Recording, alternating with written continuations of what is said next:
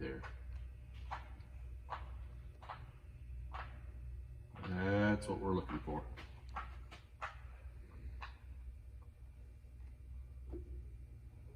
Getting the foot back over. I like it. I'd like to see you be able to tone down the head jerk just a little bit more, but see, I like how you're waiting till you move down, then you turn. And that shouldn't change where you stride so much. You might have done it a little bit more on that one, you know, than you need to. Can you wait a little bit longer still? I'd rather you turn less later than more early, okay? Because I think that's still going to get you in a better position if you do that. Because the earlier you turn, the more you're going to stay back and change your direction. So if he could still wait just a tad bit longer to do that right there, but that's still, that one's the best one. So you got back to your line and the arm's still back. Just kind of watch your head. I like the head tilt, but I want your eyes on the mitt right there instead of pulling over. I'll show you a kid here in a second that's coming at 4. He's been doing a really good job with that. That looks so much better though today than last time as far as your foot placement. Let me show you this kid real quick. He's a freshman at Lyon County. He's been looking really good. He's got the head tilt, but watch how he keeps his. See, his head's angled, but look at his eyes right there. See a little more on the mitt there, where you're just a little bit more turned sideways. That kid looks familiar. John Bingham. See where he lands too, pretty straight. And see, he doesn't really turn his trunk much, right? You don't see a lot of his back, but you see a little bit more, see right here. That's the key, is late. Just that little nudge at the last second where you're like that, as opposed to this and wrist going across the body. All right, let's see the side view.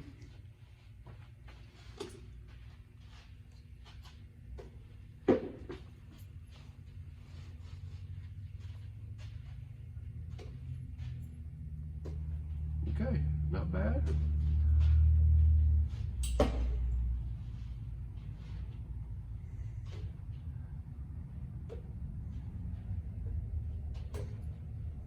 Little bit open with the trunk still at that point. It's 2 or 3 miles per hour that we could probably pick up if we're a little bit more like that at foot plant. See, he can do it at home. Not when we're throwing. I didn't throw off the mound, but like when he's just going dry, he can do it. Daniel, I think you're a little early out of the glove. You need to carry your hands with you just a little bit longer. I think that's the reason that you're a little bit early with your trunk. That was a little bit better, but let me show you John's side view here. Watch how he's a little bit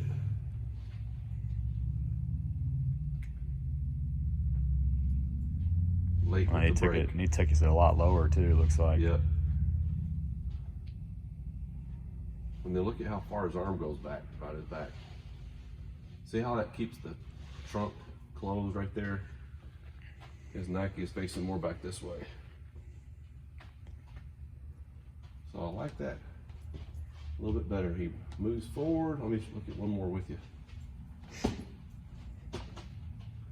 There's his initial move forward. Then as soon as he starts doing that, he starts thinking back, takes it out way late. See that? I think that's the key for you right now. Get that lower half going. The only thing with him is he tends to leave the rubber a little bit too soon. You shouldn't be that far off the rubber. He needs to stay glued right here so that keeps the trunk favoring his back leg instead of throwing forward at that point. But does a good job on the break and then getting his foot back in line though. I like the arm.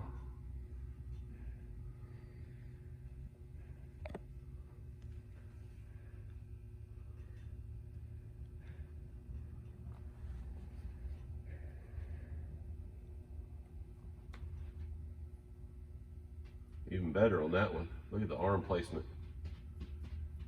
Just watch your head, okay?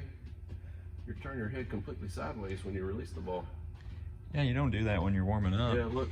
I don't know why you do it when you're pitching. When you release it, just keep your head here and just let your arm whip through. Can't see. No, it's That's what's throwing off your command. I think your velocity is pretty good, but you're gonna have a hard time throwing it where you want to when your head jerks that much. I almost think you probably get even more velocity though if you can actually see where you're going. To the right and behind you, it looks like.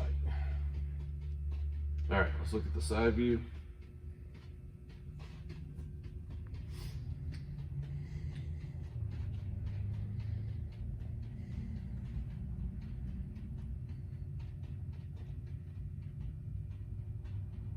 See, now look at how much better your trunk's closed right there. See, Vikings is facing more first than home on this one. So that's a lot better sign. You don't want that trunk turned more to the catcher than the outfield.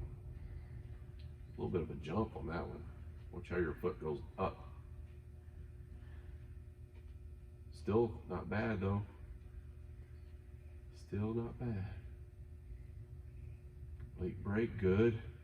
Staying really closed on this one. Good job.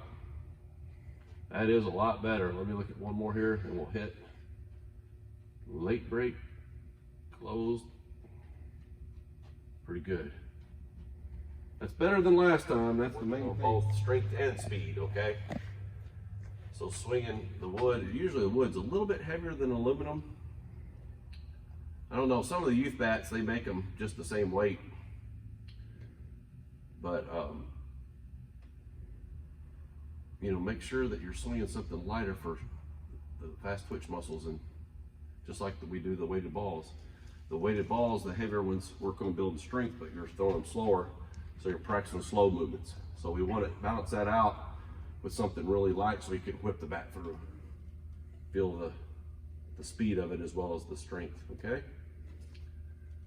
And then always go back to your normal game bat about twice as much as those, because then we don't want to mess with the timing. To swing something heavier and get to the ball, you're going to start sooner. Swing something lighter, you're going to have to wait longer. So if you do too much of those and not enough of the real game bat, you could throw off your timing, okay? Now that's where I would recommend, just like on the pitching, we're going to do it on hitting too, go with your game bat starting the first of the year and only use that. But up until that point, I think it's good to do a little bit of both of those, okay?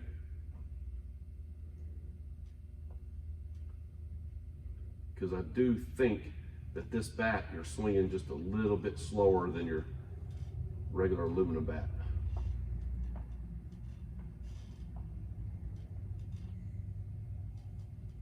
The swing itself looks good though. You're not casting, you're pulling in tight right there. That's a good path to the ball. Just make sure you don't cheat yourself on the separation. That one looks a little bit better. You get a little bit further out there, so we create a little bit more horizontal line there, so that pulls you through the strike zone a little bit longer.